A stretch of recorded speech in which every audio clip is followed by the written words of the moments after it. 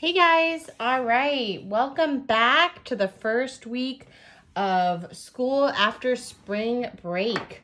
We are going to be starting on lesson 119 for math today. We're going to go ahead and do side A, and then for side B, we're going to do some of the review problems together, and then I want you to do the new problems by yourself. Pause the video and then come back for the answers, okay? So let's go ahead and get started with side A. So for our name line segment, it wants us to draw a 8-centimeter line segment. So like always, I'm gonna check my ruler. I'm gonna look for that tiny cm that shows me centimeters. I'm gonna line it up with my 0. And then what number am I gonna stop at? 8, good job. Now remember, you can do this along with me if you like, on your own piece of paper, or you could just follow along and watch the video and talk it through me. I'm not going to be grading side A. All right, next, it wants us to measure our date line, and again, in centimeters. So I'm going to go ahead and line up my 0. See where that line stops? It stops at my 10, so that's going to be 10 centimeters. So I'm going to go ahead and write my name and today's date. All right, number 1. There are 5 desks in the room. Ashley put 3 books on each desk. Draw the books on the desk. How many books are there all together? Now remember, this is equal groups. We learned about this right before break. So equal groups means it is a multiplication problem. So the first thing I'm going to look is what are they grouping them in? So there are 5 desks. So I'm going to go ahead and draw just 5 rectangles for my desks here. 1, 2, 3, 4, and 5. And I'm going to go ahead and write 5 down here. And I'm just going to put 5D so I know I'm talking about my desks. Then, like I said, we know this is a multiplication problem because it's equal groups. Now let's see how many books she put on each desk. So when I read it says Ashley put 3 books on each desk. So I'm going to go ahead and just draw 3 little squares in each desk. That way I know she put 3 books on top.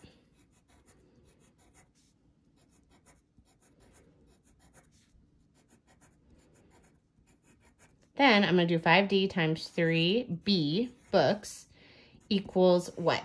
So 5 times 3. So we know that when we count by 5s, right, we go 5, 10, so on. So let's go ahead and count by 5 3 times. So we'll go 5, 10, 15.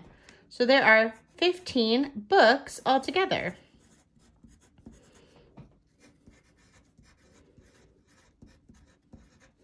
All right, number 2. So now we're just going to be practicing our measuring. And it wants us to remember vertical, horizontal, and oblique. And then do you guys remember what you do when you're trying to find the perimeter of a shape? Yeah, perimeter means I'm going to add up all those sides together. So let's go ahead and fill these out. So it says measure the vertical line segment on the left. So I'm going to go ahead and do left and right at the top to remind me. Remember how we figure out left and right is we hold up our 2 hands and make an L. The one that makes the correct L is the left. The one that makes the wrong L is the right. So let's go ahead and look at this left vertical line here. It wants me to measure in centimeters. So I'm going to make sure I'm on my centimeter side of the ruler. I'm going to go ahead and line up. And what do you guys get? Look at my ruler. Where does it stop? 7 centimeters. Great job. 7 or 8, 7 centimeters here. And I'm going to do it here just because. Next it says measure the vertical line segment on the right using centimeters. Check it again. This is my right, which means this is my right vertical line. Let's go ahead and line that up. Where does my ruler stop on that line? Here, I'll scoot it out a little bit so you can see. Yes, 4 centimeters. Good job. Now it says horizontal. Which way is horizontal? Yeah, horizontal, right? That's straight across, like a horizon line. So I know it's this one, right? Straight across. I'm going to take my centimeters, line it up, check my ruler. What does it say? Also 4 centimeters.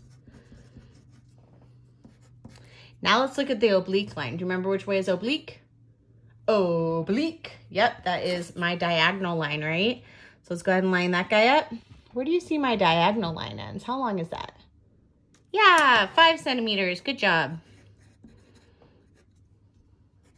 So let's go ahead and add up all of these numbers to figure out what my perimeter is. So I have, oh, why did I write centimeters here? I already have centimeters next to it. So let's go ahead and do this. What's 7 plus 4? 11. Good job. What is 4 plus 5? 9. Let's add those up together. 1 plus 9 is 10. Carry my 1. 1 plus 1 is 2. So my perimeter is 20 centimeters. All right, the next one says, trace a pair of perpendicular line segments in problem 2 using a red crayon. So go ahead and grab a red real quick. I'll do the same thing.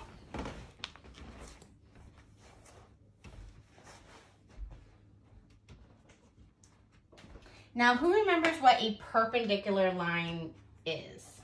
We learned about that right before break as well. Perpendicular. Now, parallel is where the two lines never meet, but perpendicular, they do what? Yeah, they meet, right? And they don't just meet anywhere. They meet at a very specific type of angle. Do you guys remember what that angle was called? A right angle. Now, a right angle, I'm going to take my red right now.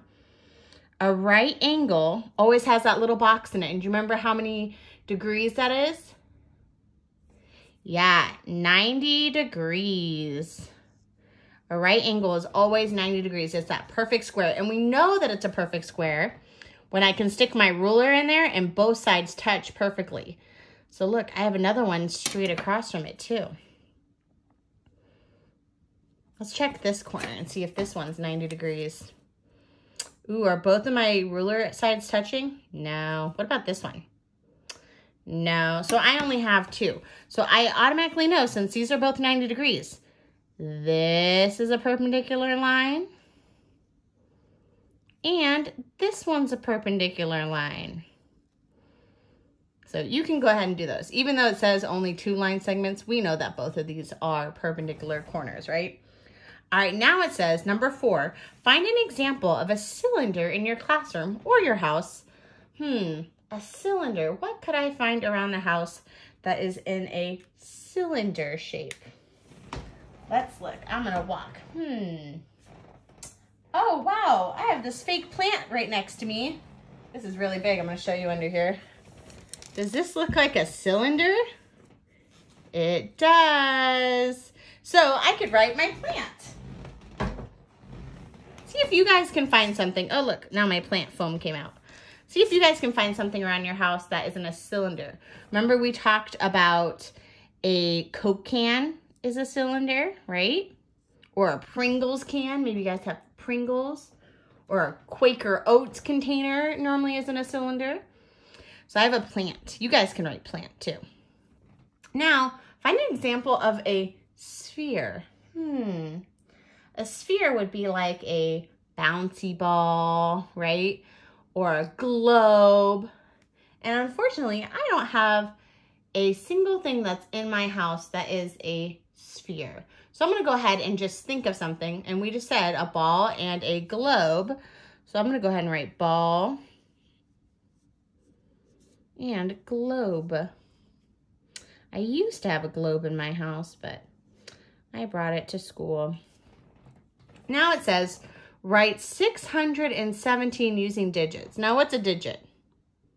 It's just a number, right? Like 0, 1, 2, 3, 4, 5, 6, 7, 8. I could go on. So it is 617. So let's go ahead and start with our hundreds first. So I'm going to go ahead and write my hundreds, tens, and ones next to here.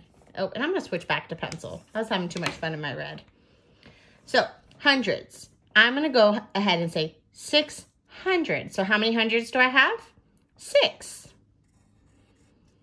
17. Now let's write out 17 real quick.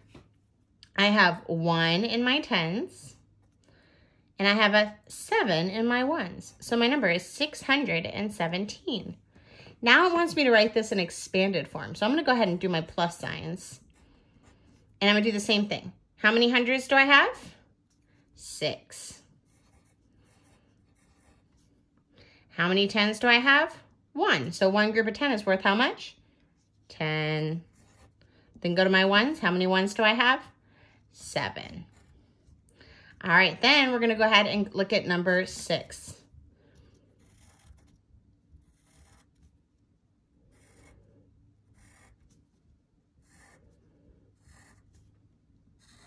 Do all of my tricky lines. All right, so my first one is subtraction. So for number 6, can I subtract 5 things from 2 things? No. So I need to borrow from my 6, turn it into a 5. Now turn my 2 into a 12. What's 12 minus 5? Let's find out. 11, 10, 9, 8, 7. 5 minus 2, 5, 4, 3. 3 minus 1, 3, 2. 237 is my answer. Let's do the next one. 9 minus 5, 9, 8, 7, 6, 5, 4. Ooh, can I subtract 6 from 4? Nope. So I need to borrow from the one in front. My 5 becomes a 4. Then I bring that group of 10 back over. My 4 becomes a, what's 10 plus 4? 14. Now I can minus, what's 14 minus 6? Well, let's see. 14, 13, 12, 11, 10, 9, 8.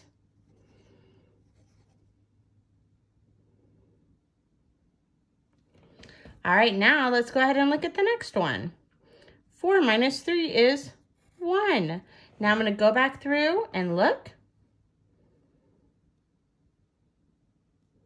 That is correct. Excellent. Always double check your math before you move on to the next one. All right, now let's look at this one. This is also subtraction. Can I subtract 6 things from 3 things? Nope. So I need to borrow. I'm going to go to the next row in front, borrow from my 4. If I take one group away from 4, it becomes a 3. Then carry my group of 10s over. My 3 becomes a 13. Now 13 minus 6, let's see. 13, 12, 11, 10, 9, 8, 7. So I'm tapping it 6 times, right? Then 3 minus 2 is 1. And 6 minus 4 is 2. And I can't forget that dollar sign because we're dealing with money. All right, let's do the next one. Ooh, this one's addition. So do I have to borrow? Nope, I can just add normally. So let's add 9, 10, 11. Bring down that 1, carry the 1 over. 2, 3, 4. Bring down that decimal point. 6, 7, 8, 9. And that is it. All right, great job, guys. Go ahead and flip your paper over to side B. Like I said, we're going to work on some of these review problems together. And then I want you guys to do the new information by yourself. So let's go ahead and do number 6. If you want to pause your video right now and do your paper by yourself before you check with me, go ahead and do that now. If not, we're going to do a couple problems together. Then I'll tell you to pause the video, try the new material for yourself, and then come back and check it with me. All right, let's go ahead and we're going to go backwards this way. So number 6, these are the same problems we did before. Do my dollar sign, bring down my decimal. Now this is an addition. So 4 plus 8, 8, 9, 10, 11, 12. Bring down my 2, carry my 1. 3 plus 2, 3, 4, 5, 6, 7, 8, 9. So $9.62. Let's look at the next one. Do my tricky lines again. Bring down my dollar sign, bring down my decimal. Can I subtract 0 from 2? Yes, I can. Ooh, can I subtract 7 from 4? No, I can't. So I got to cross out my 5. My 5 becomes a 4. Carry the 10 over. And I have enough room that I'm just going to put my 1 in front of my 4 to make it 14. 14 minus 7, that's a doubles fact. What is it? 7. Then 4 minus 2 is 2. So I have $2.72. All right, let's move on to the next one. Draw my tricky lines again. This is a subtraction sign. So 7 minus 4 is 3. Ooh, can I subtract 9 from 8? No, I can't. So I need to borrow from my 6. My 6 turns into a 5. I carry my group of 10s over, and my 8 becomes a 18. Doubles fact again. 18 minus 9 is 9. 5 minus 2 is 3. So my answer is 393. All right, last one. Tricky lines again. This is a minus sign. Can I subtract 4 things from 2? Nope. So I need to borrow from my 9, turn it into an 8, make my 2 a 12. What's 12 minus 4? Let's see. 12, 11, 10, 9, 8. 8 minus 1, 7. 5 minus 3, 2.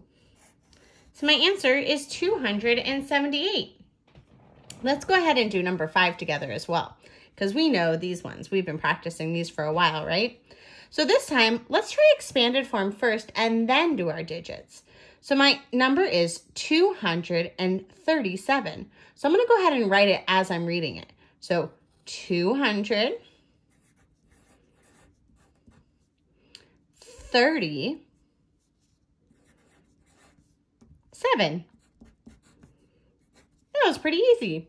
Now I need to figure out how to write that as a digit form. So how many hundreds do I have? 2. How many 10s do I have? 3. How many 1s do I have? 7. So just like we did on side A, you could do it either way. You could write your digit form first, then do the expanded form, or do the expanded form first and then the digit form. Now, number 4, we're going to go ahead and cross this out because did we already find it in side A? Yes, we did. So you do not have to do number 4 on your sheet.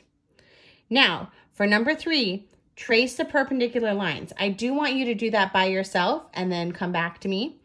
Same thing with measuring. You're going to do that yourself and come back to me. But we're going to do number 1 together because we've been practicing equal groups. So it says there are 2 tables in the room. So we automatically know we need to draw 2 tables.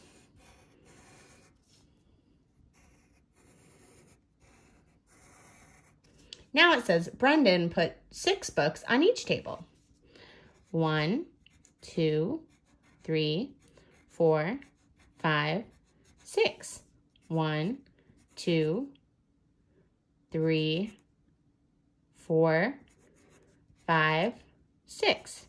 So now I need to write this problem out. So I have 2 tables, and we know when it's equal groups, it's multiplication times, how many books did we put on each table? 6. Equals, let's find out. So I know when I'm counting by 2s, that's really like adding doubles facts, right? So what's 6 plus 6? 12. So my answer, I forgot to put a B there. My answer is 12 books altogether. So then 12 books is my answer. So 12 books altogether, 12 books. Now go ahead and pause the video, do number 2 and 3 by yourself, and then come back and watch the rest of the video for the answers. All right, great job on getting your work done. So let's check your answers. How long is the vertical line segment on the right? It says 8. Oh, and let's do our left and right so we remember. It says 8 centimeters. How long is the vertical line segment on the left? Look for my left. 4 centimeters. how long is my oblique line segment? 5 centimeters. How long is the horizontal line segment? 3 centimeters. What is my perimeter? So let's add these up. What's 8 plus 4? 12. What's 5 plus 3? 8. 8 plus 2? 10. 1 plus 1? 2. So my answer is 20. Now number 3 is said, trace a pair of perpendicular line segments in problem 2 with a red crayon. So just like before, I'm going to use my ruler to help me. Does my ruler meet perfectly in this corner? Yes, it does. Does my ruler meet perfectly in this corner? No. This corner? No. This corner? Yes. So my perpendicular lines are going to be these 2 lines and these 2 lines. Great job, guys. All right, see you later.